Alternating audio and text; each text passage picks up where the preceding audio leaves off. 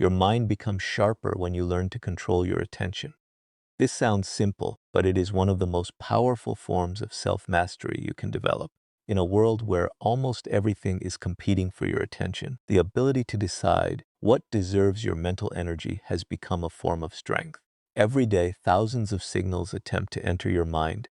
Notifications, messages, videos, advertisements, arguments, opinions, breaking news, entertainment, and the endless thoughts of other people all compete for a place inside your consciousness.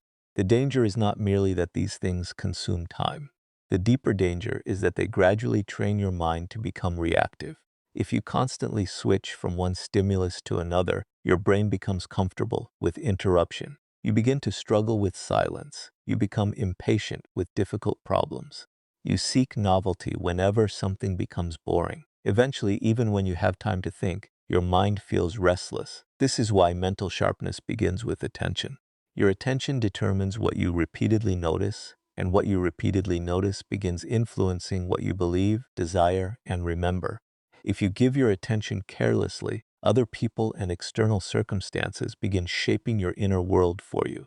But when you become selective, something changes. You begin asking yourself, does this deserve my attention? That question is powerful. Not every argument deserves a response. Not every opinion deserves consideration.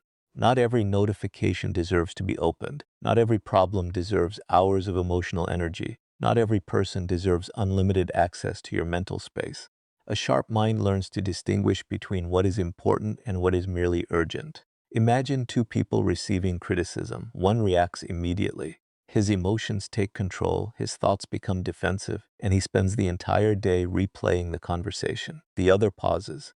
He observes his emotional reaction and asks, is there something useful here? Is this criticism accurate? What can I learn? The second person has not become emotionless. He has become deliberate. That distinction matters. Mental strength does not mean having no emotions. It means refusing to let every emotion become an instruction. When anger appears, observe it. When fear appears, investigate it. When jealousy appears, understand it. When excitement appears, question it. When insecurity appears, listen without automatically believing it. This creates distance between feeling and action. Within that distance is freedom. You begin realizing that you can experience an emotion without becoming controlled by it. You can hear an opinion without adopting it. You can encounter a distraction without following it. You can experience discomfort without escaping from it. That is how attention becomes discipline. Start small. Give one task your complete attention. Read several pages without checking your phone. Have a conversation without mentally preparing your next response. Work for a focused period without switching applications. Sit quietly for a few minutes without demanding entertainment. At first, your mind may resist. Let it. Restlessness is not a command. Boredom is not an emergency. Discomfort is not failure. Stay. The more often you practice returning your attention to what matters, the stronger that ability becomes. Eventually, you discover something profound. You don't need to control everything around you to become powerful. You need to become increasingly capable of controlling where your mind goes. Protect your attention because your attention becomes your experience. Protect your experience because your experience shapes your thoughts. And protect your thoughts because repeated thoughts eventually influence the person you become. Your mind is one of the few things you carry everywhere. Do not allow the world to constantly decide what happens inside it. Choose carefully, observe deeply, think deliberately, and give your attention only to what helps you become the person you have decided to become. Most people believe they are thinking when they are actually reacting. The distinction seems small, but it separates a disciplined mind from an impulsive one. Reaction is automatic. Thinking is deliberate. Reaction happens before you have examined the situation. Thinking creates a moment of distance between what happened and what you decide to do about it. Someone criticizes you, and your first instinct may be to defend yourself.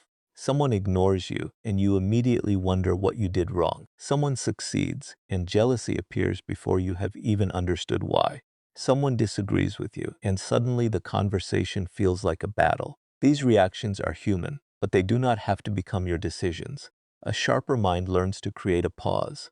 That pause is where self-mastery begins. When an event triggers a strong emotional response, don't immediately ask, what should I do? First ask, what is happening inside me? Are you angry, embarrassed, afraid, insecure? excited, feeling rejected, wanting approval. Naming the emotion can create psychological distance from it. Instead of becoming the emotion, you begin observing it.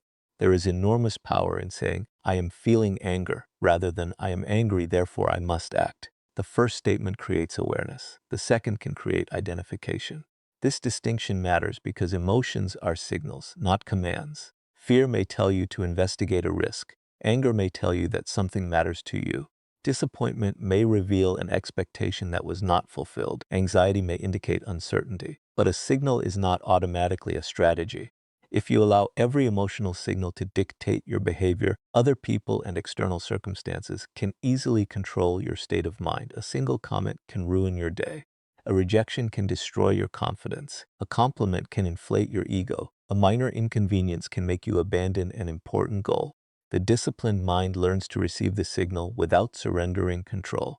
Before responding, ask yourself 3 questions. What am I feeling? Why am I feeling it? What response would serve my long-term interests? That final question is particularly powerful.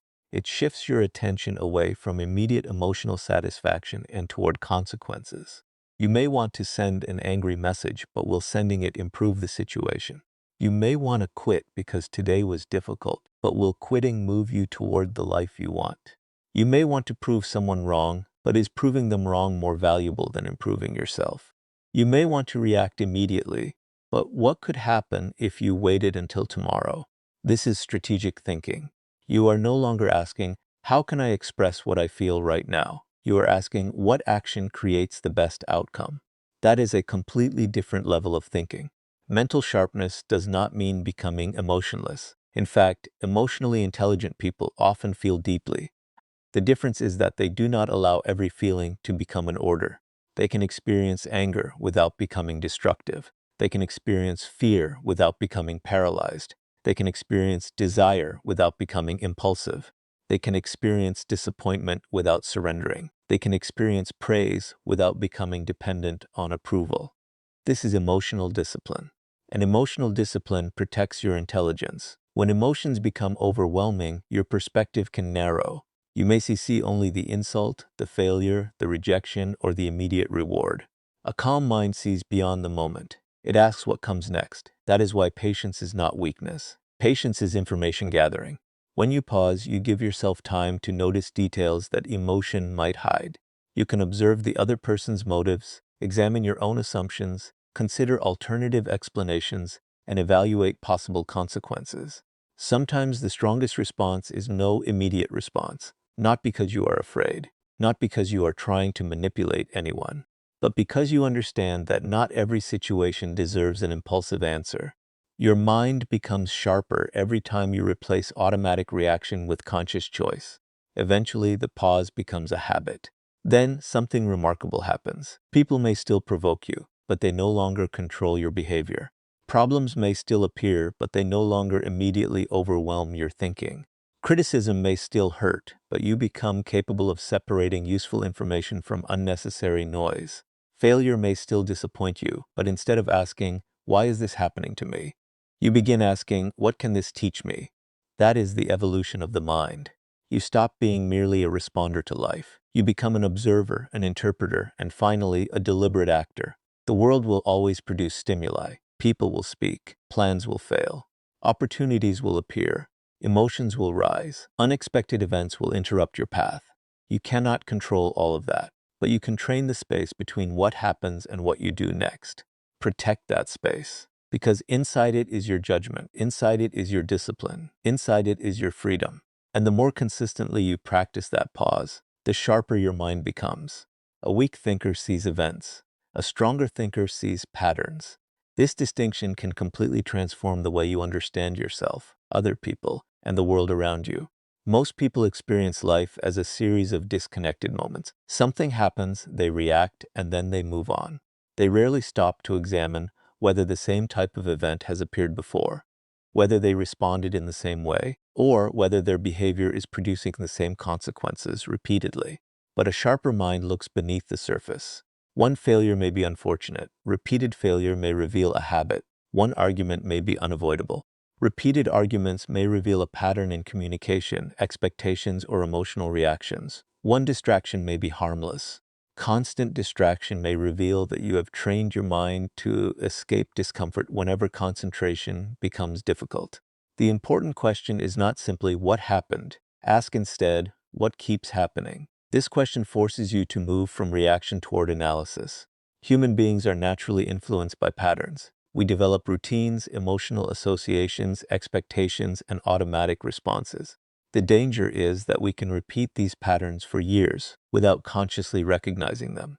We may believe we are making independent decisions every day, when, in reality, yesterday's habits are quietly making many of our decisions for us. Look at your own life without excuses.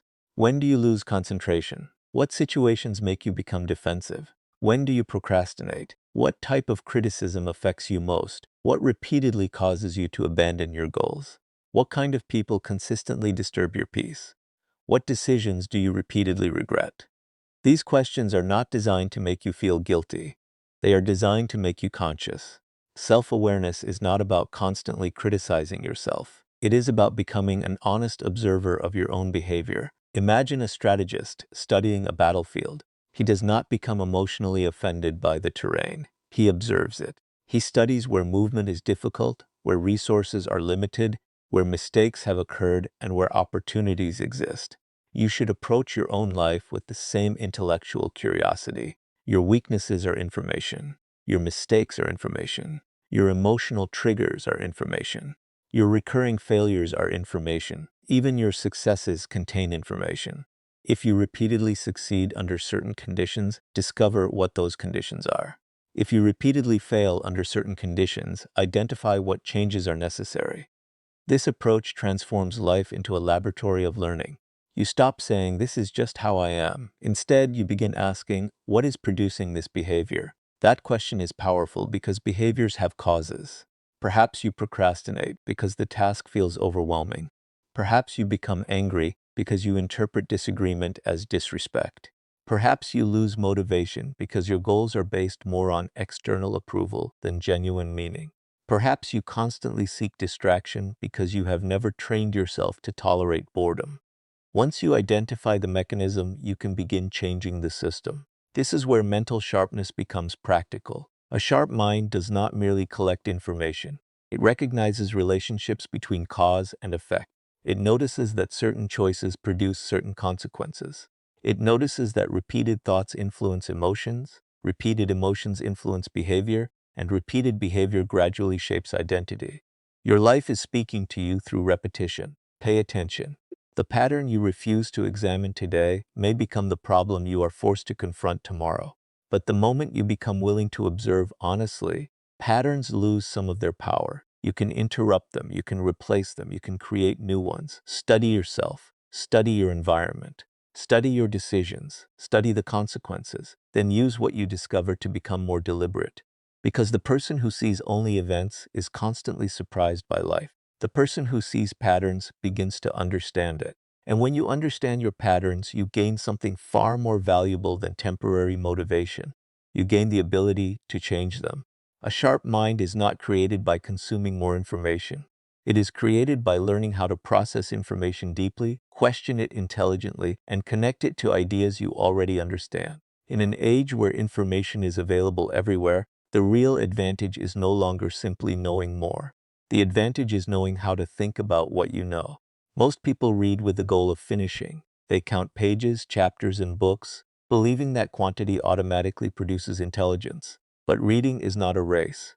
You can read 50 books and remember almost nothing meaningful, or you can deeply understand one powerful idea and allow it to change the way you see the world. When you encounter an important idea, stop. Ask yourself why it matters. Ask what assumptions are hidden inside it.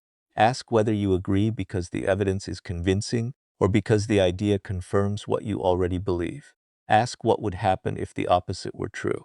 This kind of questioning forces your brain to move from passive consumption to active reasoning.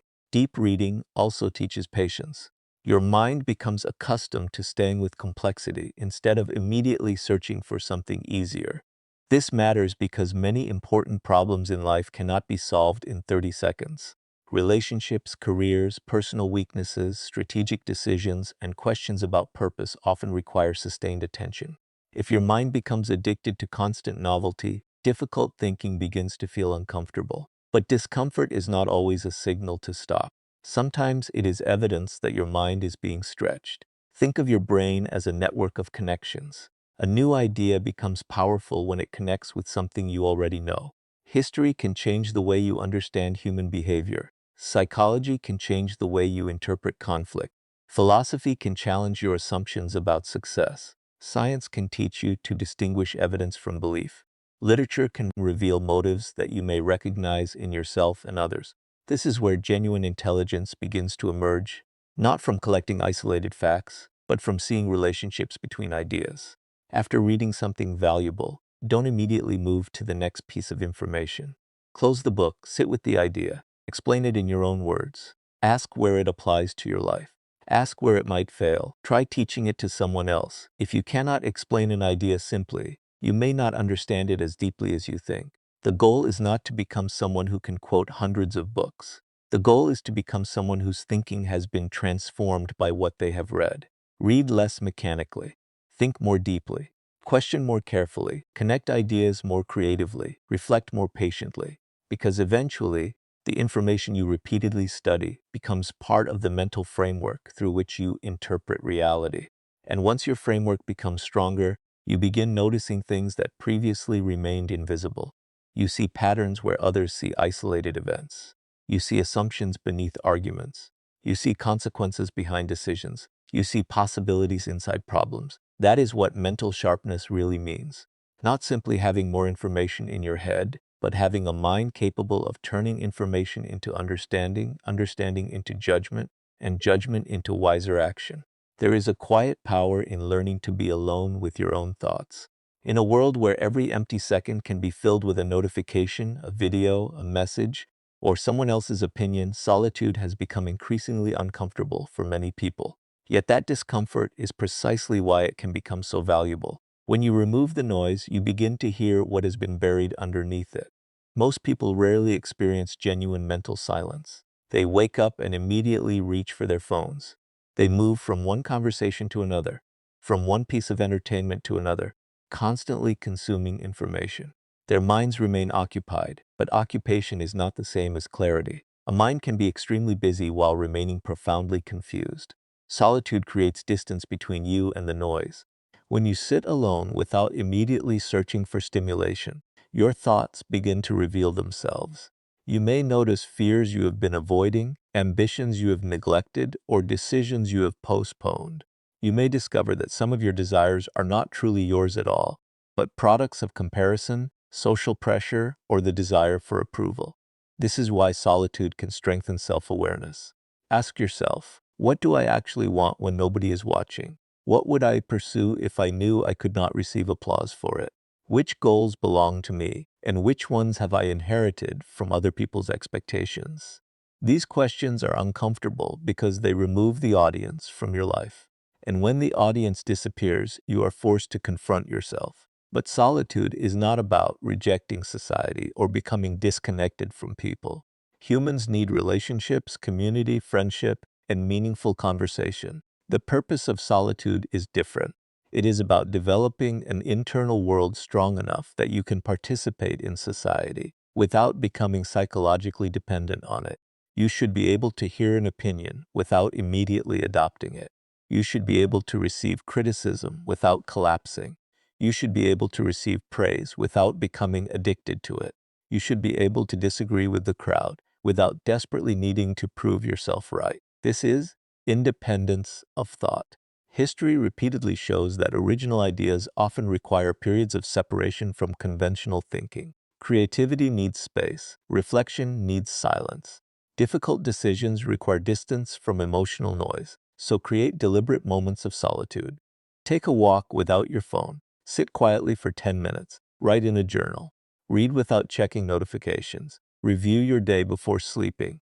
Ask yourself what you learned, where you reacted poorly, and what you could do differently tomorrow.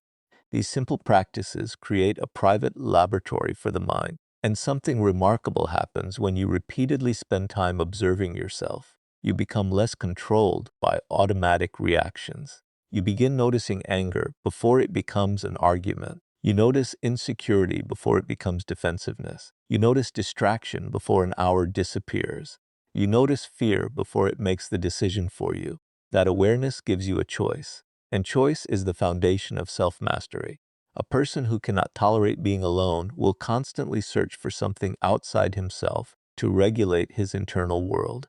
But a person who becomes comfortable with reflection develops an inner stability that does not disappear every time circumstances change. Learn to enjoy your own company, not because you need nobody, but because you should never completely lose yourself when others are absent.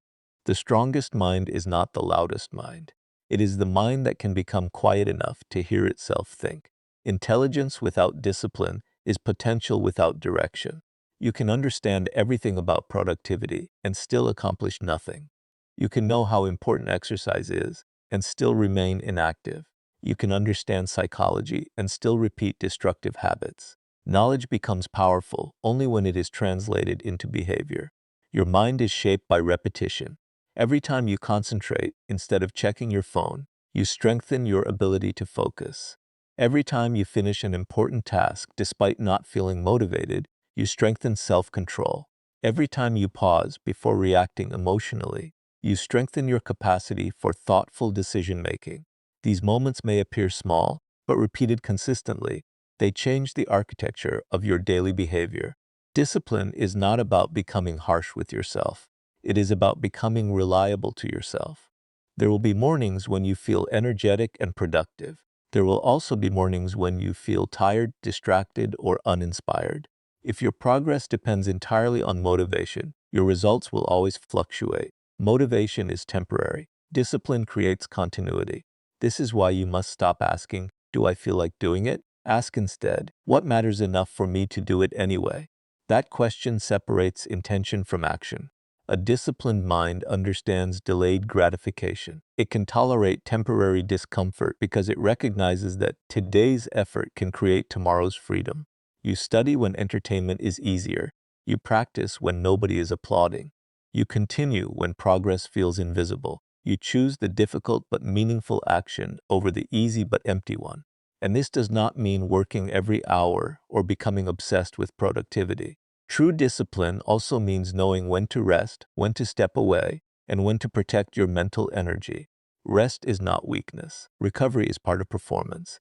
The goal is not to exhaust yourself. The goal is to direct yourself. Look carefully at your daily habits. Your habits are silently teaching your brain what to expect. If you constantly switch between tasks, your mind becomes comfortable with fragmentation. If you constantly seek instant entertainment, ordinary activities may begin to feel boring. If you practice deep work, patience, reading, reflection, and focused effort, those behaviors become increasingly natural. You are always training something. The question is, what? You don't need to transform your entire life in one day. Start with one promise you can keep. Choose one important task and complete it. Spend 20 minutes reading without interruption. Write your thoughts instead of endlessly consuming other people's thoughts. Put away the device when you know it is stealing your attention.